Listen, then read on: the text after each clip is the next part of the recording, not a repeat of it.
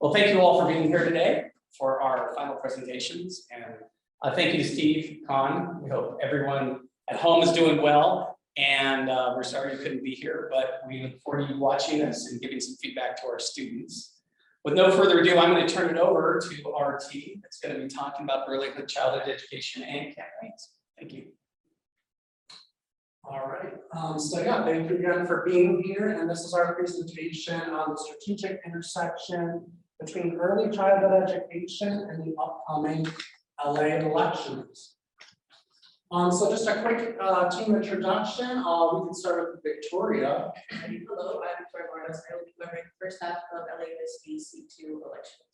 And my name is Chelsea Nguyen, and I will be covering the latter half of the LAUSD District 2 election. My name is Yvonne Hassan, and I will be covering the LA Board of Supervisors District 3 election.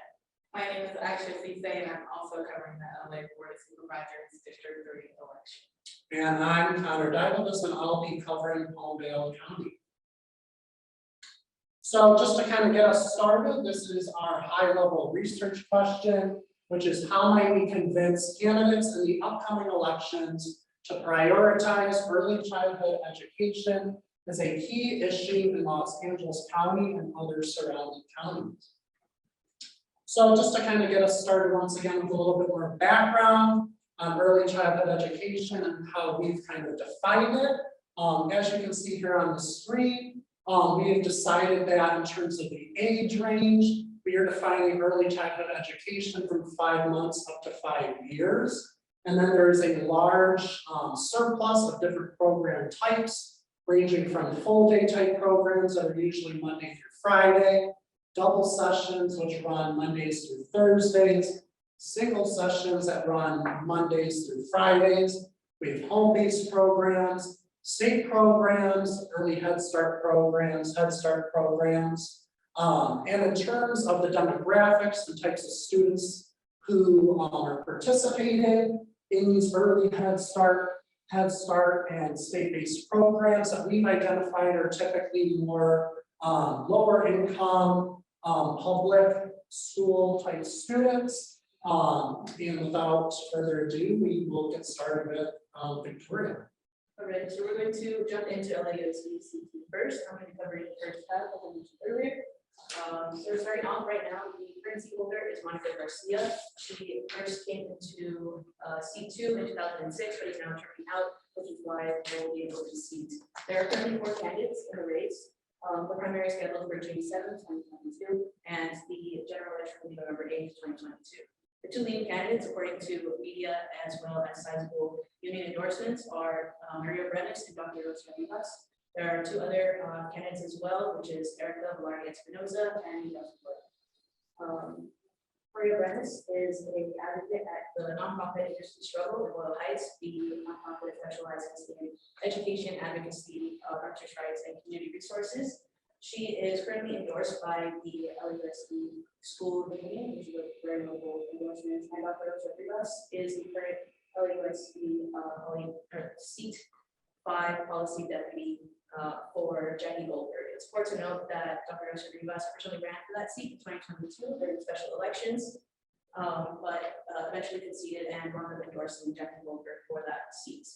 The additional candidates, Erica Velarde Espinoza is a general community member on the neighborhood council and considers herself an advocate, and Miguel is a teacher in the LAUSD school district. Jumping into demographics, there's 19 different zip codes in LAUSD C2. Majority of it is Latinx, 36% of the population, and 21% of the population being white. As you can see, the local area on the region encompasses the district. It was also important to note that it was recently redrawn, so there are new zip codes that are now parts of the region. It's also currently undergoing a lot of demographics changes and gentrification, which is contributing to a rise in the white population as well as in economics and demographics as a whole.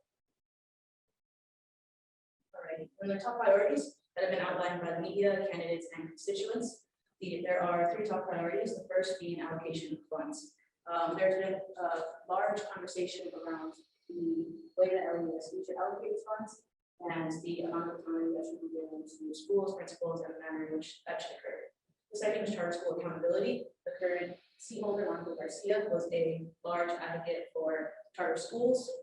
She saw it as a way to decrease class sizes in LAUSD, but has since received criticism and backlash about the accountability of charter schools. Lastly is the redrawn district and its economic impact. The district was recently redrawn, which means that there are new zip codes, which is made predominantly of low to middle income demographics, and that also impacts the district economically and the way that spending is happening in the district. I'm now going to pass it on to my colleague, Chelsea. Thank you, Victoria. So, talking about what voters want as we discuss a lot of the demographics of the LAUSD District 2, what do the voters want from these candidates and as policy changes as a whole. So in a poll briefing that we attended at the beginning of the semester, conducted by the LA Partnership for Early Childhood Investment, on this graph here, you can see out of 801 likely voters for this upcoming election taken from the 2020 election, we can see that 90% or 721 voters will be limited child care opportunities for working parents is a very or somewhat serious problem in LA County. 85% or 681 people believe access to early childhood education prevents problems later in life, and 79% or 633 voters wanted support increase public funding for child care and preschool. So we can see across the board that in LA County there is a large desire to invest in early childhood education and child care programs.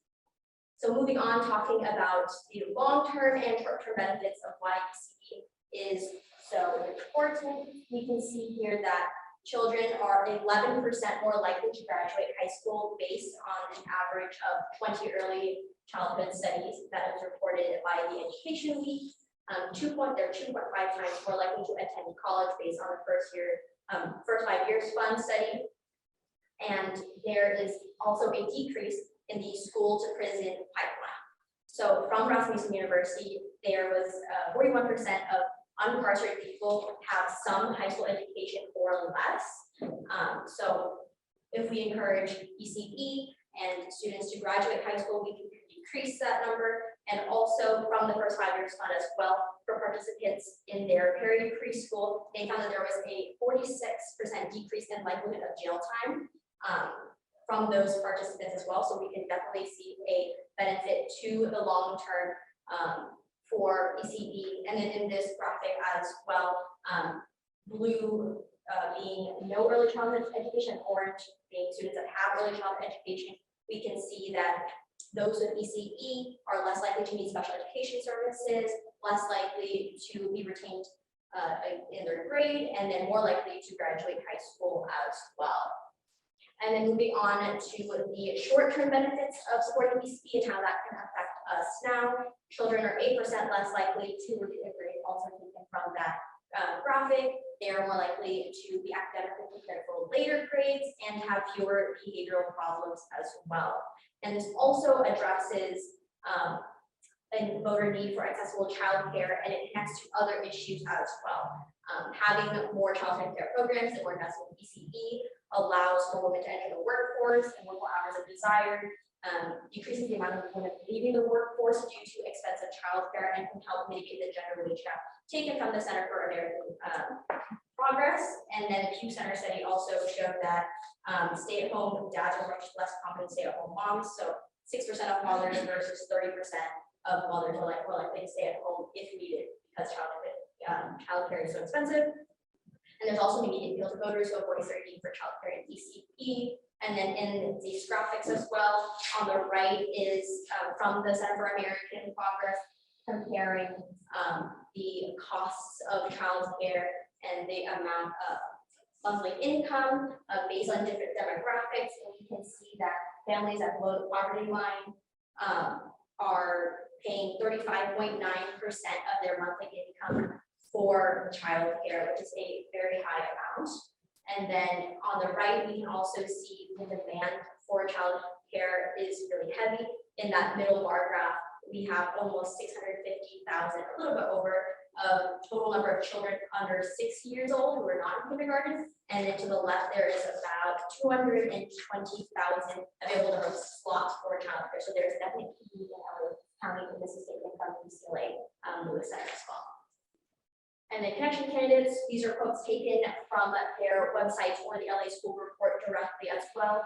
And we can clearly see that there is a desire to focus on early childhood education, whether that be equitable funding or investing for the long term so that these students can thrive later in life.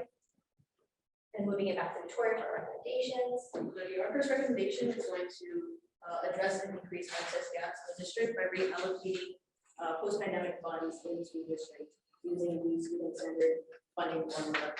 As you can see on the map, the areas in red are the areas in the school district that have the largest access gaps. In the area, there are 3 zip codes centered in Boyle Heights and East LA that have the largest access gaps. There are currently 115,000 students in the LAUSD district that do not have access to early childhood education. These are students or children under the age of 5, and there are over 230,000 students or children under the age of 5 in the district, which means every 2 out of 3 children in the district do not have access to early childhood education, which is quite a sizable number. So using the student-centered formula, there would be a shift from funding schools, programs, and buildings to students instead. It was previously tested in Chicago Public Schools, and Chicago Public Schools currently have 7 and are working on 8 early childhood education programs, and are only currently 4 in LAUSD. This motion was originally introduced the last school year and is not set to take into effect until the 2024-2025 school year, but will only be on a probation basis and in the very early stages. So we recommend expanding this program and centering more funding towards early childhood education. This student-centered formula will allow for greater autonomy in school spending. It would give principals greater autonomy in allocating funds for students. There would also be extra funding for high-need students, such as those that are economically disadvantaged, special needs students, and English language learners, just to name a few. The student-centered formula gives schools unrestricted funds based on enrollments, which means that which allows room for higher enrollment in early childhood education, care centers, and programs as well. I want to leave that to Chelsea for our second recommendation. Thank you, Victoria. And for our second recommendation for this is to expand LAUSD ECE programs, as well as allocate more funding to early childhood education and creating a universal preschool program as well. Victoria had mentioned that there are 4 ECE programs currently in LAUSD. And then, so that is early education centers, the California State Preschool Program, Transitional Credit, and Extended TK together, and dual language programs. These have varying session hours and dates. So some programs, like the preschool program that is state funded, is 3-hour sessions, while TK typically is 6-hour programs 5 days a week. So varying from what we had mentioned earlier of either short or longer days. And not only is it really important to expand universal preschool and ECE for the students, but it's also impactful on their families and how they can increase their economic growth. And then there's also from the First 5 Years Fund a 13% annual return on investment as well, which is why it is so important that we invest in these programs. I will now pass it on to Ivana to talk about the Board of Supervisors. Hello. In addition to the LAUSD race, our group also researched the District 3 LA Board of Supervisors election. This election's primaries are being held on June 7th of this year, and the general election is being held on November 8th of this year.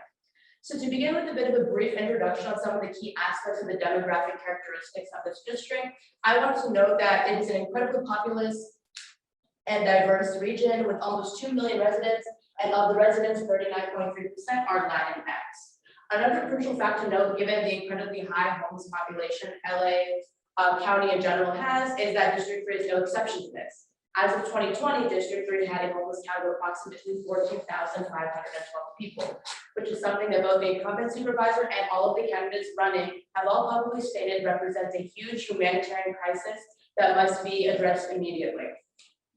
So currently, District 3's Board of Supervisors is led by Supervisor Sheila Kuehl, and through my conversations with her child welfare deputy, Lisa Pinto related peer commitment Kuehl has towards improving ECE and her ambitious visions for the future supervisor to take on and execute. As far as the candidates in this race go, though there have been a lot of talk in terms of who's running and the like, there are only 3 candidates that have been participating in public forums and actively promoting their campaign. The 3 candidates are Council Member and Mayor Lindsay Hoare-Claus, Majority Leader of California State Senate Bob Hertzberg, and Senator of the California State Senate Henry Stern.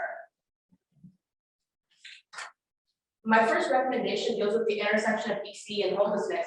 And so before I get into that, I want to provide a little more context on the state of homelessness in this district. As shown, 10.4% of the approximately 14,512 homeless people in the district are children under 18, and 8.3% also displayed are adults made a part of family units. That means 18.7, so almost 20% of the homeless population in this district is comprised of either children or members in family units, which is huge. And during a conversation I had with Austin Sire, who is a campaign leader working for Lindsay Hoare-Claus's election bid, Austin did relate the message that Hoare-Claus has insisted upon the need to take an intersectional approach to homelessness.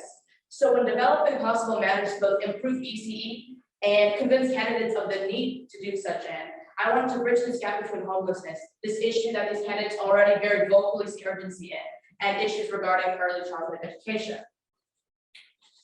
This brings me to my first recommendation, which is expanding the emergency child care program, the BRIDGE program. So the emergency child care BRIDGE program, a feat that Lisa Pinto herself told me was one of the accomplishments Kuehl considers to be one of the most significant over her career, is a program that essentially provides limited time or emergency vouchers as well as child care navigators for youth in the foster care system.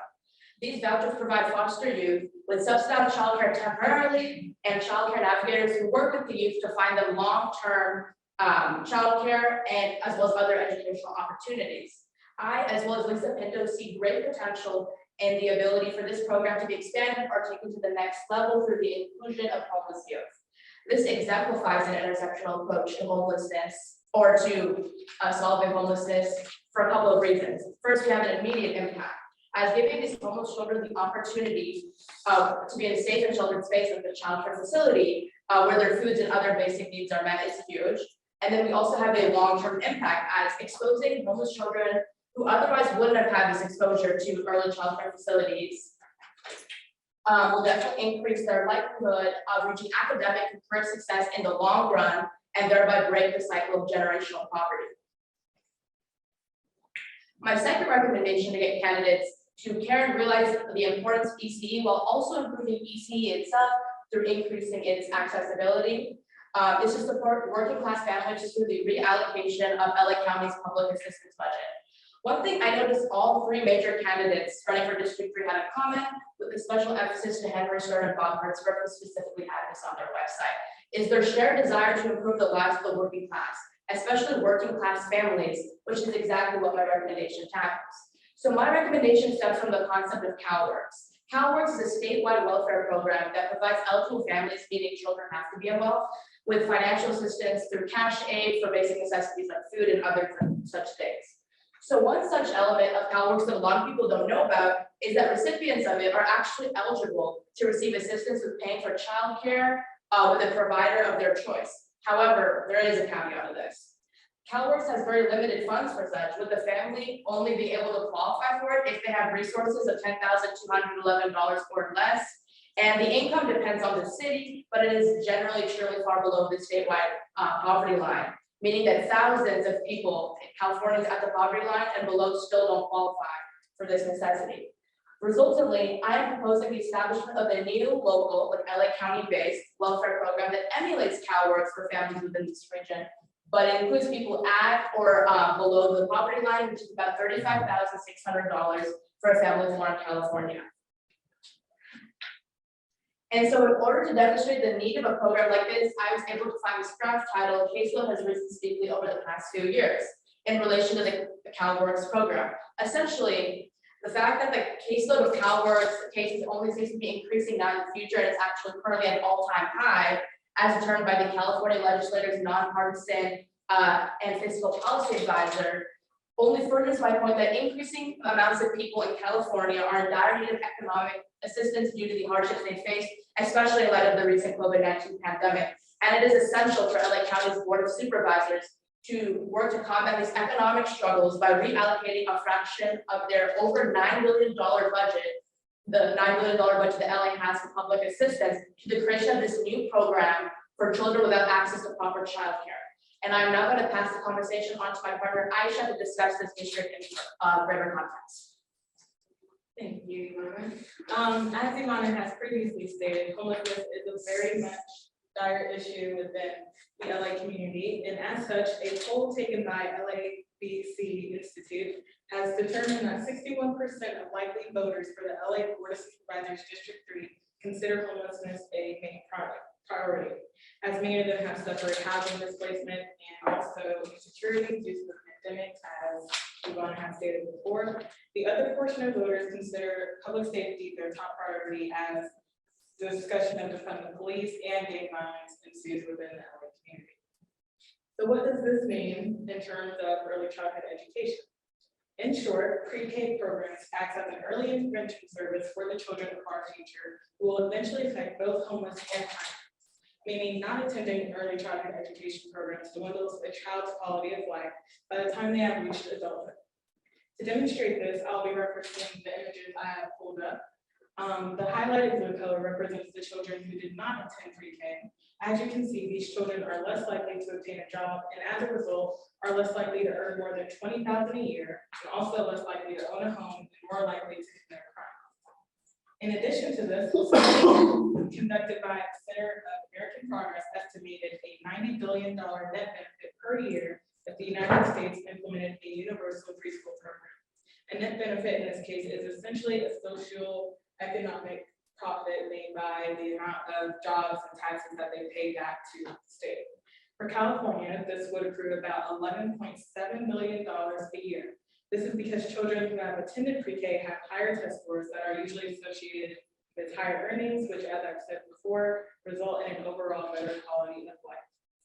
The average $15,000 profit per child and the accrued profit of $20,000 per low-income child stems from their future role in society, and the end result is investing back into the community economically through, which I just said, taxes and jobs, which will over time reduce crime and homeless rates. Factors like obtaining a job and stable income heavily impact homelessness rates, as well as crime and risk factors affecting public safety, ability to obtain a job, and consequently forfeiting a stable income and risking homelessness. This eventually impacts one's ability to afford LA's current average of $1,400 pre-K programs for their own children in the future. What I've just described, ladies and gentlemen, is a cycle. The cycle of early childhood education, crime, and homelessness. The cycle starts with the child attending pre-K, and because they attend pre-K, they are now 11% more likely to graduate high school. As Chelsea has said before, they're also more likely to attend college. From there, the child who is now an adult is more likely to make substantial earnings with a stable job. Because of stable income, they have stable housing and are least willing to commit crimes because they're not living in poverty or homes. Their lack of poverty and stable income gives this child who is a turned adult the opportunity to send their own children to preschool with a fee of $1,400 per month. And from there, the cycle continues. And as my partner Ivana has stated before, generational poverty and cycles are hard to break. Upon looking at this pattern, the determining factor in the cycle is the ability to afford pre-K programs. Money and the ability to afford pre-K can make or break a child's entire future. Even if parents could afford it, they use a significant amount of their income. This makes the right to an education accessible to those who cannot afford it, more specifically those who are low income. A recent study conducted by the National Association of Child Care Resources and Referral Agencies found that low-income families are 15% less likely to send their children to preschool. As such, I recommend that the candidates implement a free universal pre-K program. Recently, Governor Newsom has signed a bill ensuring that there's a free universal TK program, which is transitional kindergarten, but it will not be implemented until the school year 2024 to 2025. 2025. Implementing a bill of universal pre-K would align with County Supervisor Bob Hertzberg, as he wants to quote, make sure that the government actually gets the job done. And doing this would demonstrate his initiative as a candidate. The bill would also work in favor of Forvest's platform, as my partner Ivana has stated. She is looking for intersectional approaches to homelessness, and what is more intersectional than breaking the cycle. Henry Stern's priority of quote assisting vulnerable populations like low-income families and the homeless would also align with the proposed universal pre-K recommendation that I have, as it would make education more accessible to those who are vulnerable, like the poor animals. Installing a universal pre-K system would benefit both voters and candidates. And ending with that, I will be passing it off to Connor, who is going to discuss his research done in Palmdale County. So just to now kind of shift gears over to Palmdale County. First, what I would like to do is kind of just give a little bit of context on who is running in the upcoming Palmdale School District election, as well as the Palmdale municipal election. So as we can see on the left side of the screen here, we have three current board members who are all rerunning for this upcoming fall's school district election. First, we have Simone Zullo-Diol, who's running for board member. We have Ralph Villador also running for board member, and then lastly, Nancy Smith running for board member. On the municipal side, we have two council members that are also running for re-election. We have Laura Ottencourt, and then we also have Juan Carrillo. In terms of the open seats across both of the elections, on the left side, we have the Palmdale School District election. We have 3 board member seats open, all with election dates of November 3rd of this fall, and then with filing windows taking place July 7th through August 13th. I'm sorry, July 13th through August 7th. And then on the municipal election side, we have actually 3 open seats. The first is district number 3 council member seat, district number 4 council member seat, and then a mayor seat, all with election dates of this upcoming November 3rd as well. Currently at this time, the filing windows for those 3 openings are unfortunately not available yet. Excuse me. So now, just in terms of a little bit of demographic information, as we can see off to the left here, I first want to start off by kind of just giving a breakdown of the race of students in the Palmdale School District. So we have about 53.7% that are Latinx, about 37.2% that are African American, 8.3% are white, and then 0.8% are other. Across the Palmdale School District, there are 3 different program types. Head Start, Early Head Start, and state programs. Head Start has the largest population of students within its program at about 1,223. The Early Head Start program has about 108 students, and the state program has about 608 current students.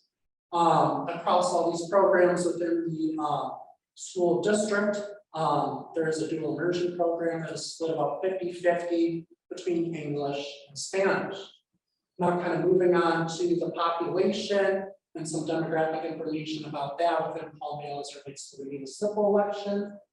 The Palmdale population is about roughly 157,000, give or take. The median age is about 30.4. The male to female ratio is about 1:1. Married is a little over 50%, 51. Families with kids under 18 is about 54%. English speaking is about 59%, and Spanish speaking is about 36%. So now what I'd like to do is kind of go into greater depth on 2 different studies that I did research on over the course of the engagement. So to kind of preface study number 1, this is a study that took place pretty recently on 3 summer programs here, actually in Southern California.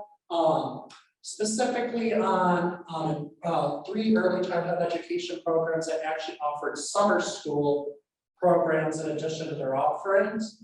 And essentially what we see here as a result of these early childhood education programs having summer school programs interwoven into their just traditional early childhood education programs is that these 6-week period programs showed tremendous gains for their students in terms of academic and social. So for those students who participated in these 6-week period programs, as a result, there was tremendous gains in terms of literacy, academic gains, and things alike. In terms of the study number 2 that we see here off to the right, to kind of preface this study, this study demonstrates that as a result of children participating in early childhood education programs and summer school programs alike, further down the line, they have a much lesser chance of committing a crime. So this program took place in Chapel Hill, North Carolina, and not only was this your traditional early childhood education program, summer school program, but what was unique about this specific program was that they gave their students things like nutritious meals throughout their academic experience. They provided them with medical checkups, just a lot of added extra bonuses, which I believe are highly important and beneficial when it goes into crafting and having a really strong early childhood education program.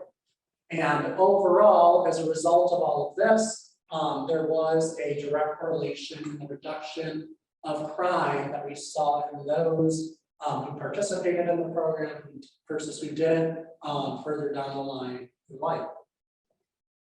So now, if we take those 2 studies and kind of look at the data, going back over to study number 1, as a result of those students participating in these 6-week early childhood education summer school programs, the programs at the end of the summer asked the parents if they themselves had noticed any gains in their students as a result of attending.